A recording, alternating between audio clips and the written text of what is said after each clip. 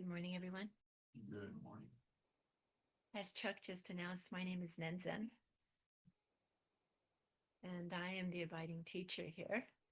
And I'm very happy to be with you practicing here at Chikoji today, seeing old friends and new faces. And thank you for making your way up the mountain.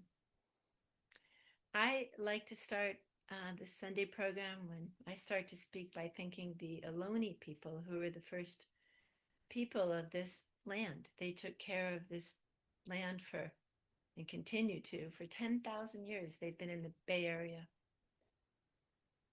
These land acknowledgments sometimes get a little stale and tiring, and I basically want to bring your attention not to a sense of guilt for having taken this property from them, because it was not voluntarily given, but out of a recognition of our intertwined lives and the respect and gratitude for our endless interconnection. So I give gratitude to the Ohlone people who took care of this long before we did.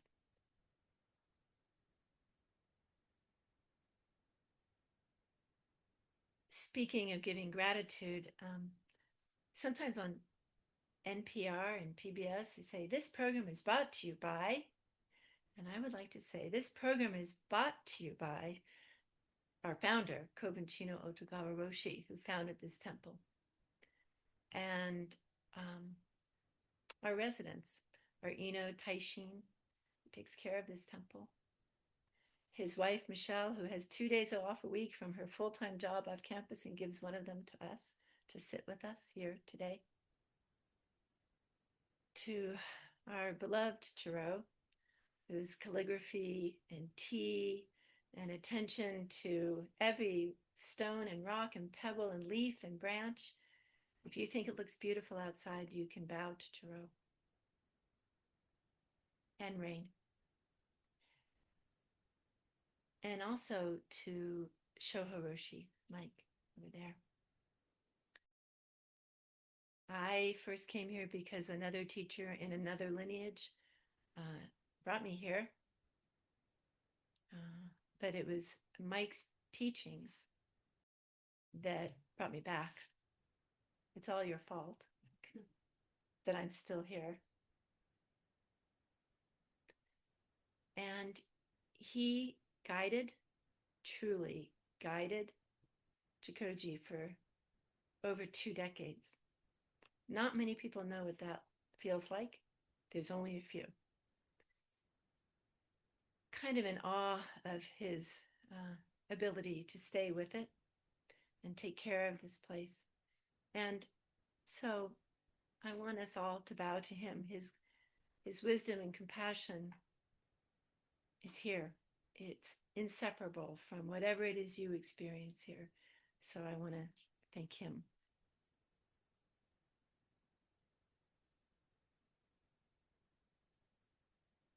So speaking of, this program is brought to you by Kobun. Kobun was Mike's teacher, Shoho Roshi's teacher. And this next coming weekend is Kobun's memorial sesshin. So beginning on Friday, Shoho and I will participate with you, any of you who come, in a celebration of Kobun Chino Otogawa Roshi, who is the founder of this temple and the founder of the Phoenix Cloud lineage, which is all over the world. This next weekend sesshin is a very short and very kind of not so quiet sesshin. Usually a week of sitting is in silence, and a week, not 3 days. So this is a little different. It is really a celebration of his teachings and his offerings. And here we are all in his temple. And this year's celebration is actually even a little more profound and fun and celebratory, because over the Memorial Weekend on Saturday, we will celebrate the Shukke Tokudo, the priest ordination of Devin. He's right there. Devin is a professional musician, a drummer. He's very accomplished. I've heard him live, and it's amazing. I've also heard him live here in his dorm room without drums. His upcoming vows have been on my mind because it is a very happy event in our lives, in our shared lives. And in honor of this event, I want to talk about a koan today from the Blue Cliff record that has something to do with a drummer. He's a drummer. So just for your context, putting this in order in your own mind, this is the volume 2 of the Blue Cliff record. These are koans. They're all from the Chinese tradition.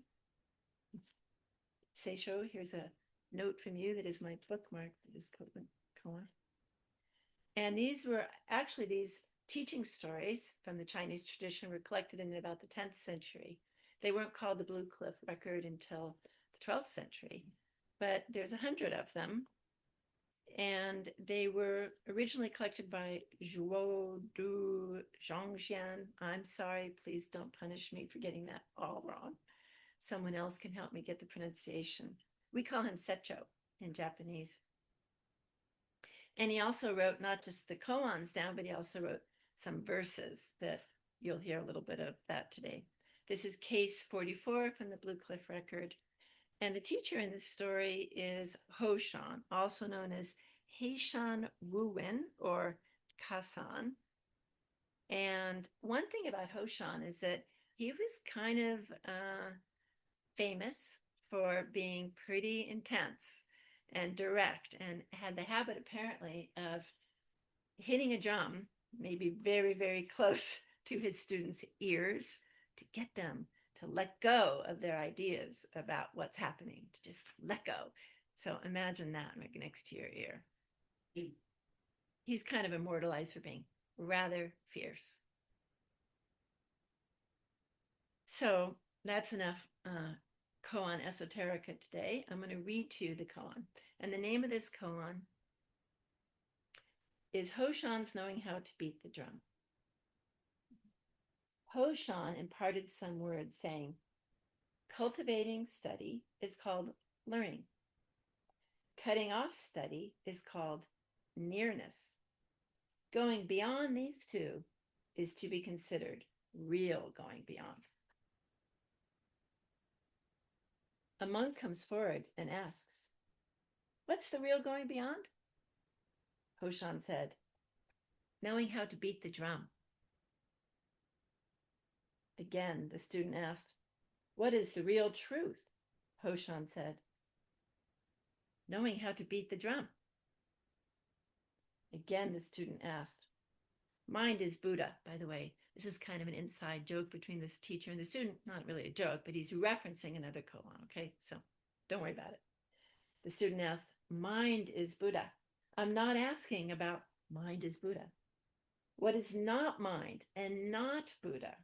And Ho Shan says, knowing how to beat the drum. Again, the student asks, when a transcendent man comes, how do you receive him? Ho Shan said, knowing how to beat the drum. That's the koan.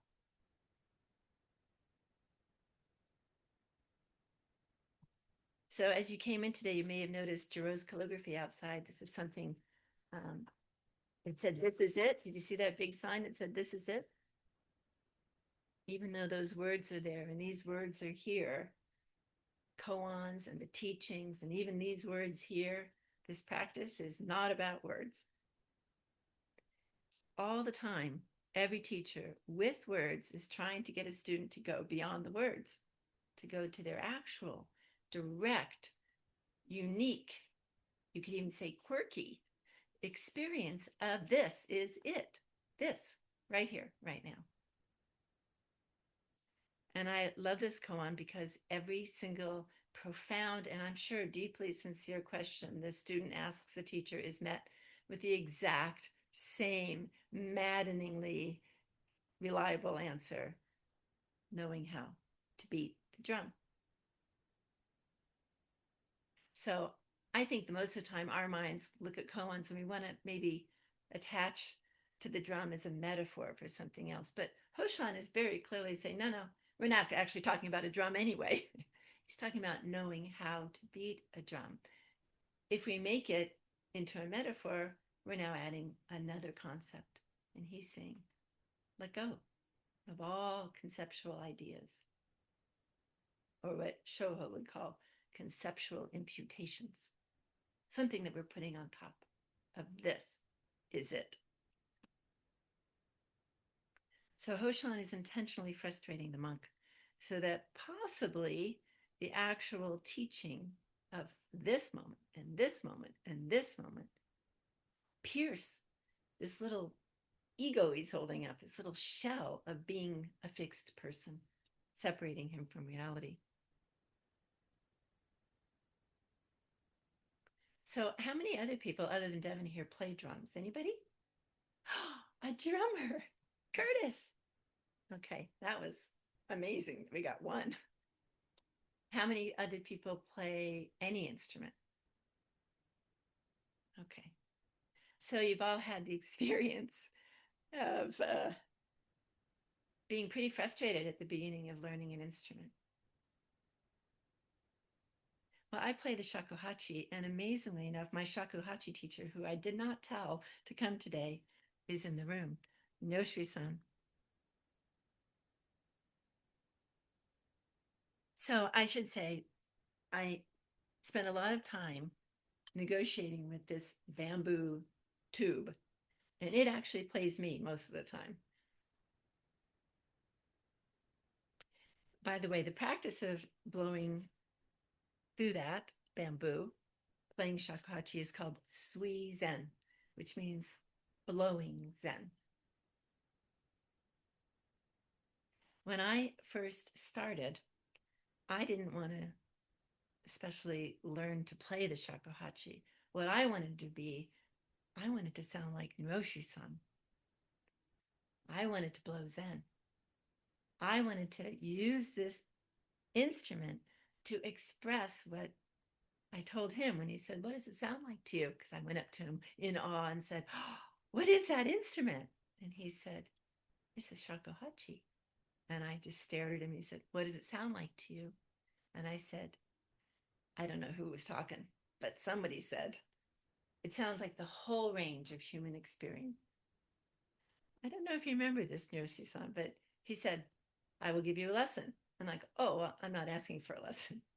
He said, "I will give you a lesson." It was very much Grasshopper and the master there. Okay, I'll take the lesson.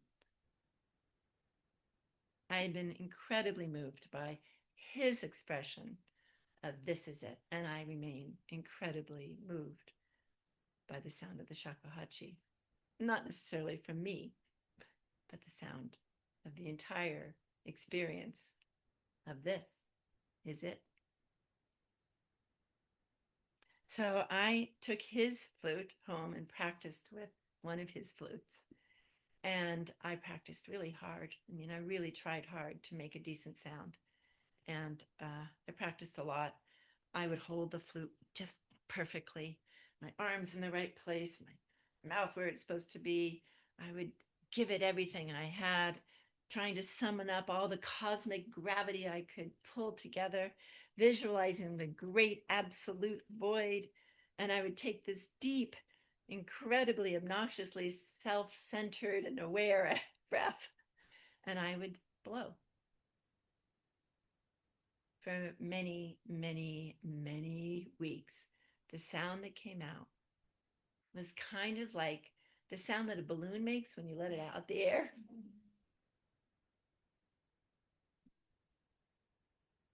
It progressed maybe a little better to the sound of a whiny tea kettle. And one of my sons said to me, "It sounds a lot like a sick cow." So I decided that maybe I was facing a profound obstacle having to do with the equipment, right? Maybe the equipment's not good. Maybe it's the flute and not me. Isn't that handy? all the time we do this. Maybe it's them and not me that's causing my suffering. So I went to my shakuhachi lesson. I said, I can't do it. And I'm trying so hard. And Nyosui-san takes the flute, but he watches how I'm trying to blow, first of all. He's looking at me very carefully. And then he takes the flute from my hands. He just blows this perfect, crystal clear note. And then just to put the hammer in the coffin, does it several trills up and down. Like, clearly it's not the flute. And then he barked, a rather gentle bark, but kind of a bark. Your bottom lip is too far back. You're not engaging your hara. Just breathe out through the flute. He didn't talk about the great mystery. He didn't talk about the absolute. He didn't talk about the void. Now, he could have. He's got the chops to do that. He didn't. He pointed to me and said, it's your embouchure. It's your breath. It's all you. That was maybe a very early lesson in knowing how to beat the drum. Hitting the drum is not about merging with the absolute because you want to go be merging with the absolute. It's about where you put your lips. It's about how present you are right here in the this is it moment. It's about the immediate physical reality of meeting this. New flute, by the way, Bob, relatively new, even though I can play my old flute. It's about the instrument in your hands.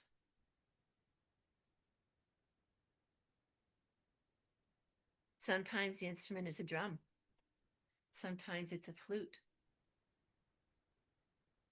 Sometimes it's your mouth, not in an embouchure, but the way you speak. The way you speak and when you speak. It's about your expression. It's about making eye contact or not. It's about how you move in the world, like a robot, at ease, however it is.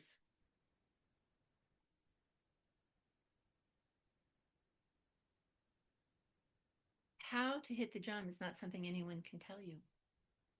You have to return over and over again to the moment, the moment, the moment, each breath. And it's really a practice to be with each moment, to be really courageously honest about what your own experience is in each moment. We have to practice being with whatever this is. Not our ideas about it, not what we think it should be, but whatever it actually is doing right now. Whatever it is that you are creating with this body and mind. Unsurprisingly, I highly recommend Zazen for practicing with being with this. So I mentioned there are verses with these koans, and this is the verse.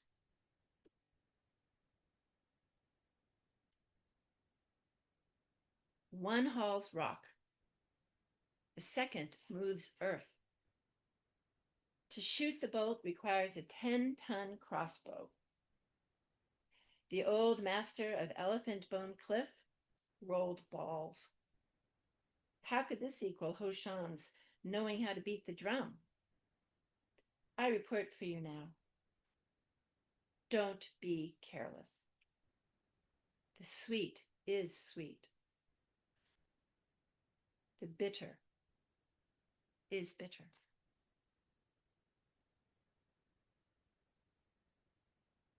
So one hauls rock, one moves earth. I think it speaks to the exhaustion we feel, the kind of the heavy labor of insisting that reality be the way we want it to be. Trying to impose our concepts, our ideas, our opinions onto what's actually happening.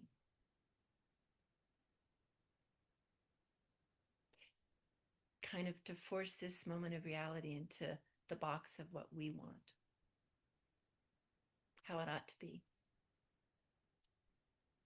If you're hauling rock or moving earth, it's a lot of work. And you feel it in your body. This is not easy. This is not an easy moment sometimes. It's like trying to use your hands to quiet the ocean in those moments. To shoot the bolt requires a 10-ton crossbow. That's pretty heavy, 10 tons. And I think it might be referencing the kind of spiritual strength that one must summon to let go, and let go and let go. And the principal thing we have to let go of, the thing that generates everything else, sorry, it's this equipment, this one, the self, this selfing that we naturally do, but sometimes can just drop.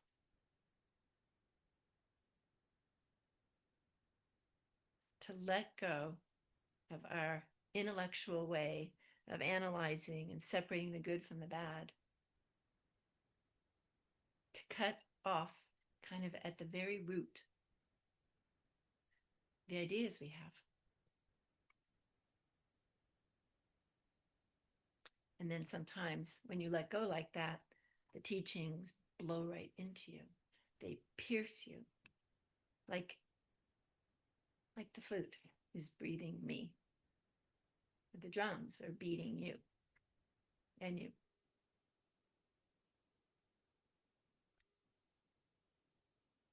This is what Sessho is teaching.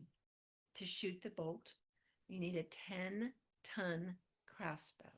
You have to be insanely dedicated to try to pick up a 10-ton crossbow. Which is to say, you cannot be relying on an ego-driven muscle, right? You're not going to be strong if you're relying upon, look at me. It doesn't work. You have to somehow approach it all, letting go of this big identity on your shoulders. It's exhausting. And I think actually in life, it's kind of noisy too for other people. And you might sound like a sick cow playing the shakuhachi. So in the little verse, he talks about the old master at Elephant Bone Cliff. I had to do some research because I don't know who the old master at Elephant Bone Cliff is. The old master at Elephant Bone Cliff is a real person named Master Sui Feng. And he lived, like many masters, and was named after his mountain, which was Elephant Bone Mountain.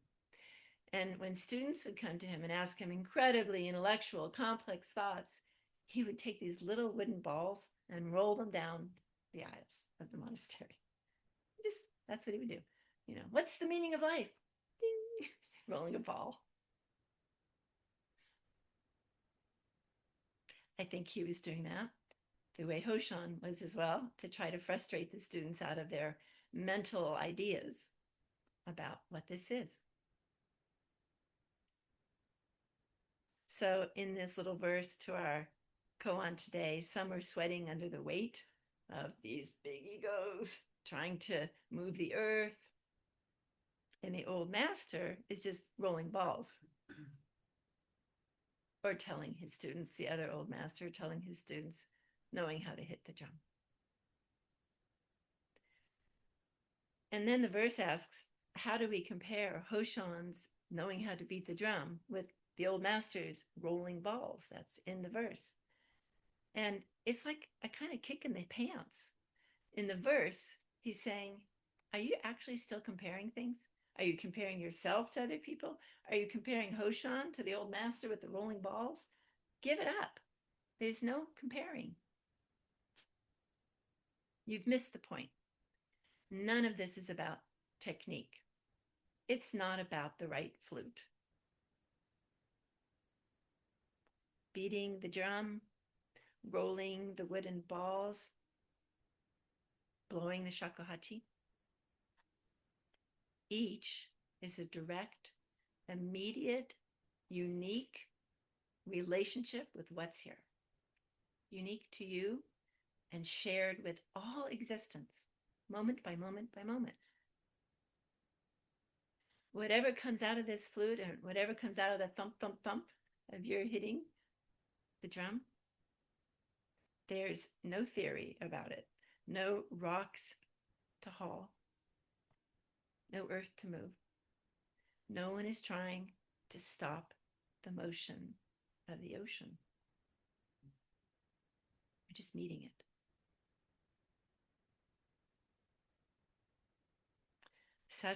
Secho's last verse says, don't be careless. The sweet is sweet, the bitter is bitter. We are not beating the drum or rolling the balls to get to a new philosophical abstract. If you just memorize the sutras and memorize the koans and, you look great doing this stuff, no doubt. If you just cling to the forms or cling to emptiness,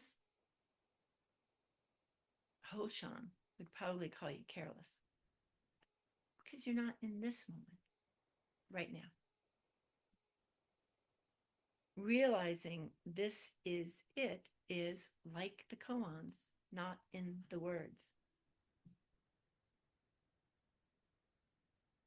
It is actually sitting in the messy reality of life as it is, moment by moment. Your actual experience. And when I say you, of course, I mean all of us. We practice, whether it's the drums or the flute or rolling balls, to be with this right now, just this. Not yesterday, not tomorrow. You may not have it tomorrow, just this. Because this is it.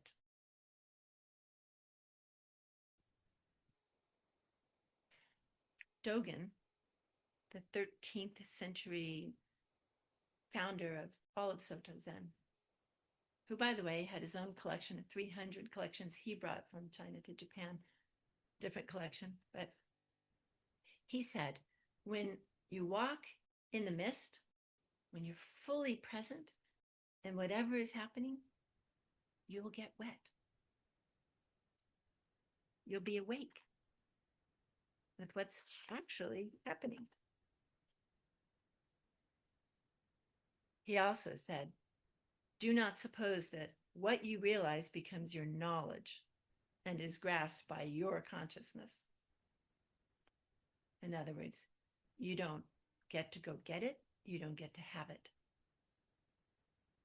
And you have it. And you are free. So when life is sweet, it is so sweet. And when it is bitter, it is bitter. We have to taste it as it comes. We don't want to complicate the actual raw, spontaneous receipt of all of this with ideas, with concepts, by forcing it to be something else. Reality is exactly what it is, moment by moment, and we might as well agree with it. So next Saturday, Devin will receive the precepts again, the Bodhisattva vows. He will put on his robes for the first time and will receive a Dharma name, a new Dharma name. He will not be adding anything to this beautiful being.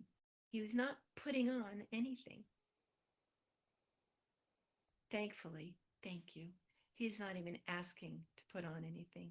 He is not reaching to be recognized or seen.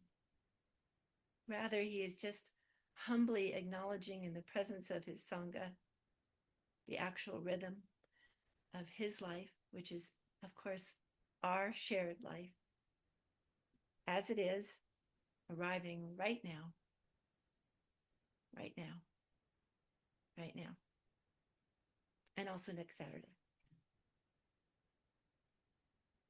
Just every beat by beat by beat. Taking these vows is one way of expressing a commitment, an agreement to be with all existence, with all beings. And Devin agrees. He's going to meet each moment. He's going to let, he's already doing it, the sweetness be the sweetness and the bitterness be the bitterness.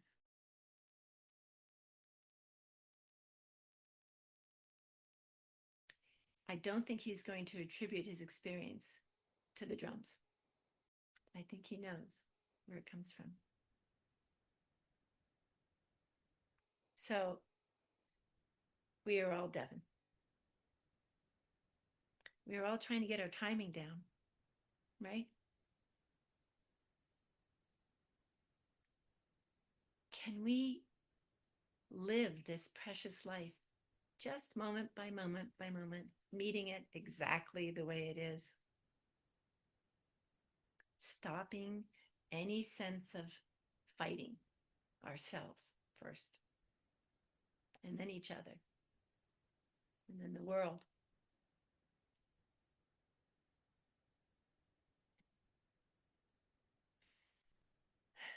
When we stop that kind of, oh, I don't like this. When we accept that the bitter is bitter, we can enjoy the sweet. And then we can express wisdom and compassion for every single Buddha we meet, all of you. Actually beating the drum in our own weird, quirky, spontaneous, sometimes sounding like a cow, a sick cow way, is actually a skill that we have to practice. And as I mentioned, Zazen is a very good place to start practicing how to be with life as it is. Knowing how to hit the drum is not escaping things as they are. It's not looking Zen, it's not sounding Zen, it's just facing the music. We practice to be with this no matter what arrives because we already know this is it.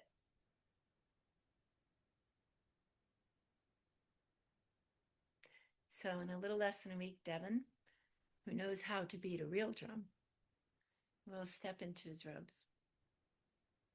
He will commit to his seasoned, rhythmic heart to the service of the Sangha.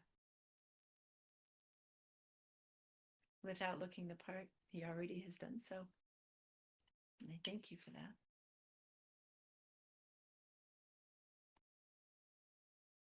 When Devin beats the drum, when I blow the flute, when the old master rolls balls, when you speak to yourself, to anyone else, nothing is hidden.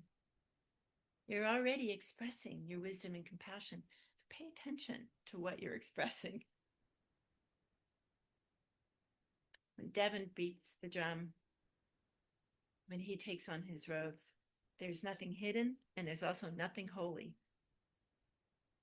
He is wood meeting skin. I don't know, are drums still made with skin? Kind of, sort of. In any event, you get the idea. He is wood meeting skin. Through these woods, through the city of Milwaukee, through the whole world. In the silence between the beats, as my shakuhachi teacher would make me listen to the silence between the phrases. And Devin's beat is going to show us exactly where we are together, just like you, here, now. Kobun very famously would sit on the seat of teaching and not quote chapter and verse. He would let whatever he wanted, whatever he could offer, emerge naturally from the room, from the circumstances, in this spontaneous kind of connection, alive with the now, warmly, openly, directly, meeting what is here, right here. Kobun, we're still sitting.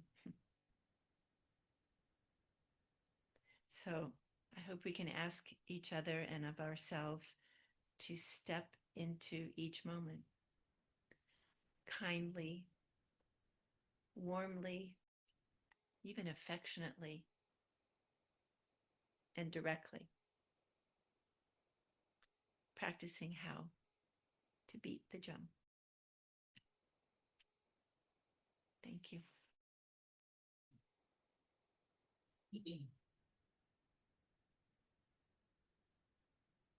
Okay, it's your turn.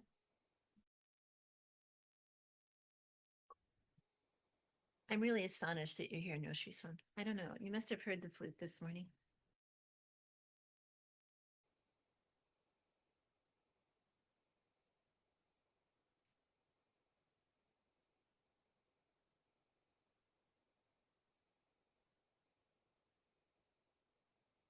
John. Thank you, Nenzen. One thing I'm trying to reconcile is like you mentioned like should be tasting the sweet and tasting the bitter, right? Like how do you kind of um, reconcile that with when we have agency or volition and let's say you're going through a hard time and it's not something you can change immediately, you could like kind of get stuck tasting the bitter, so to speak. Yeah, I'd just love to hear your thoughts. Thank you. I think I can relate to that. I bet everyone here can relate to Sean's question, which is we spoke about tasting the sweet, tasting the bitter, recognizing that's what's here. And how do we not give up our agency? I'm already answering, but he's asking, how do you reconcile this with the fact that you have agency? In fact, it's major with the Buddhist teachings, right? Don't give up your agency. You have the responsibility of your own agency. There may not be any free will, but you're responsible for your choices. And how to deal with it when you feel like all you can taste is bitter. That's all that's coming. And you don't see a way to respond that will make the bitter taste go away, where you get stuck. Am I close? Mm-hmm. Okay. Close enough for jazz. And I guess first I want to address the agency question because I am very sensitive to this because I think a lot of people can somehow, in my view, torture this practice into giving everything to the Buddha. I don't think that's what we're doing. I think we're giving everything to life and not avoiding the responsibility of what we can do in each moment. And it's not easy. I mean, there's hard stuff and it's bitter. My own experience, and many of you have heard me speak about this, is Angie Boycevan, the first director of Soji, one time told me in the midst of a lot of roughness in my life, I said, it's so hard. It's just so hard. I'm not being mean. I was kind of like, and she said, I said, but then sometimes I look up, and we were in a Zoom call. I look up, and it's so beautiful outside. And she said, yeah, get your chin off the sidewalk. And it really works for me. Like, look up, look around. It's sweet and bitter, not only sweet. And then you wait for the appropriate, skillful response to your own experience. Sometimes this takes a while, you know, but it's not just bitter. You got to take the bitter with the sweet. They're together. That's a Carole King song, by the way. So I think that your responsibility to life as you are being expressed as life, you and all of us, is to try to do your best to allow the bitter in, allow the sweet, to notice it all, and then wait for an action that takes into your heart and into your expression, your choice, everything. It does not mean that people will like it, okay? There isn't a perfect answer. And my experience is they often don't like it. And they often will turn around and say, you, boo, boo, boo, boo, boo, boo, boo. Well, you can say, I hear you. I hear you're hearing it that way. I'm doing my best. And they're doing their best too. You just be you, as true to you as you can. Wholesome action. And just in case you're going to ask me, what is wholesome? It's always the same answer. It doesn't harm you, and it's your best intention not to harm anyone. So this is where we stop fighting here, and therefore stop fighting there. And again, this is my caveat emptor about this whole path. Other people may not like your choices, and they may accuse you of all sorts of stuff. You should look at what they're saying, see if it gives you a jolt of is there something there? Sometimes there may be. And you can pick up that and take care of it. And sometimes, just a big fat rejection. And you can say, I hear you. Yeah? Thank you.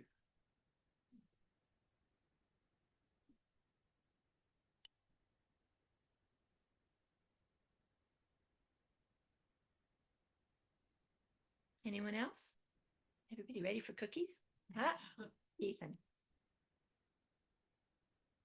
We hear you play some. Oh, I played a little before you got here, I guess. I wish Bob were here to play. He's the one who can play.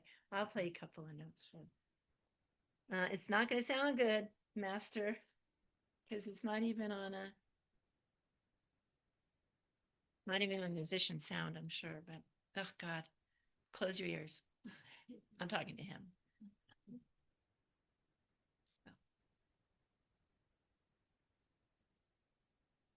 What was I playing this morning? Okay.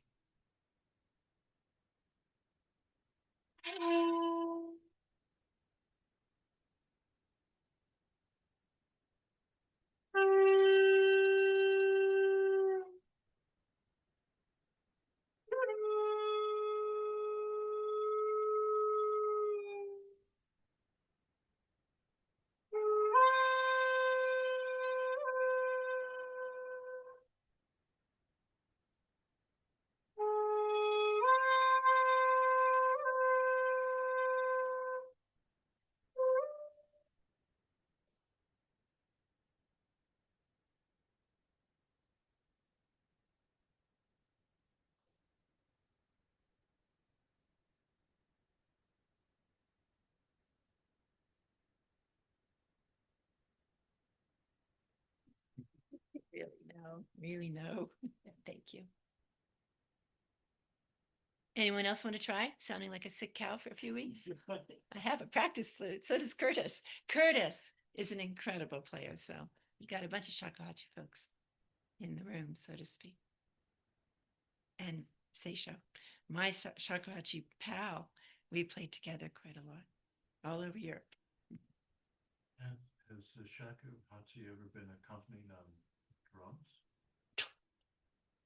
Nyosui, has the shakuhachi ever been accompanied just shakuhachi and drums? Yes. Could you play with Devin sometime? Could I play with Devin? Devin can play the hell out of me, I'll tell you that. You guys got a week to practice. Okay, whatever you say, Master.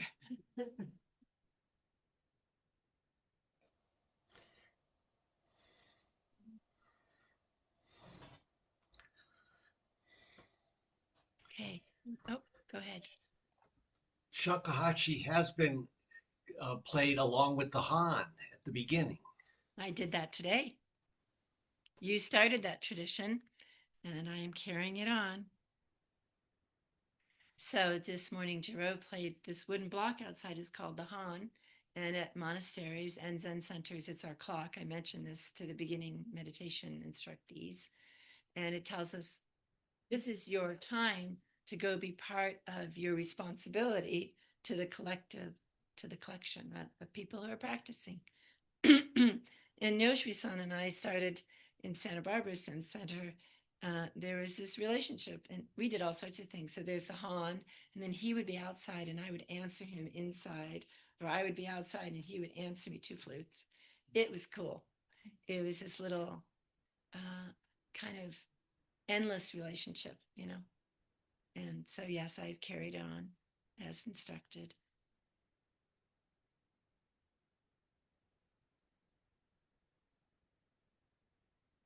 Anything else?